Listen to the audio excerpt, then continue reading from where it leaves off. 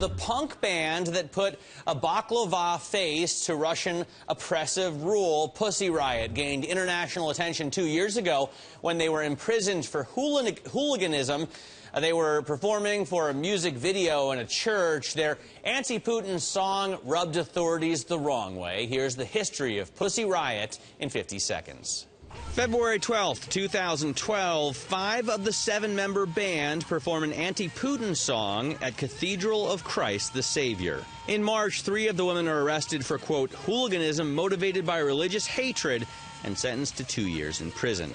1 member is released on appeal, but sentences of the other 2 were upheld. On December 23, 2013, they are released on amnesty. During the Sochi Games in late February, several band members sing "Putin will teach you to love the motherland" in front of the Olympic rings. 2 members are then arrested on charges of theft, but they are released 10 hours later. Shortly after, several members are whipped by Cossacks outside a downtown Sochi restaurant during a street performance.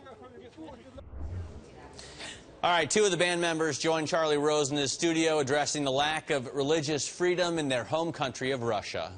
It was very difficult to really imagine how in the 21st century anyone can be judged by 13th century laws.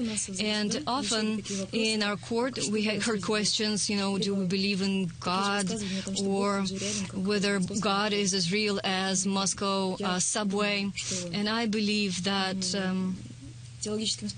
theological discussions are really shouldn't be happening in court, and but the fact that these discussions did happen only shows the absurdity of Putin's order, and that it wasn't really a true court but just another propaganda of the government machine.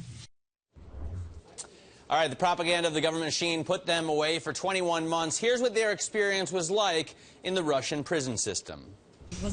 We don't have an ability to protest in female camps. If in men's camps, they can notify administration of any violations in the female.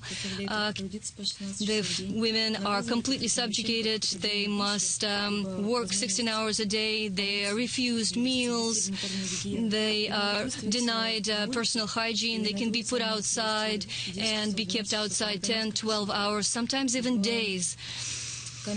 And in isolation cameras, it's very cold, and women get sick because they have to spend time there. And we must remember that many of them maybe already have serious diseases such as AIDS, and they are not receiving proper treatment.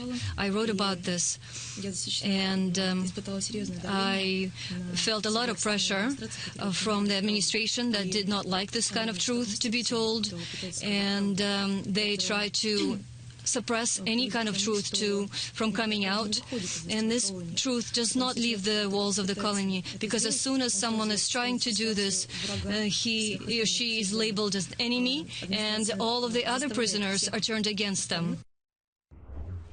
One thing everyone wants to know is the story behind their interesting band name.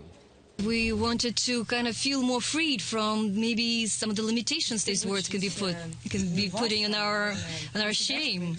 Not just on us, but the government and government officials are now pronouncing these words with great pleasure.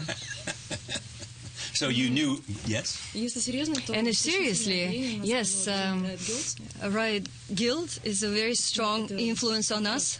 And it's just a paraphrasing of this movement. We wanted to do something like that in Russia, and at some point we realized that something like that probably is very unlikely, and so we decided to create it with our own hands, and we did it.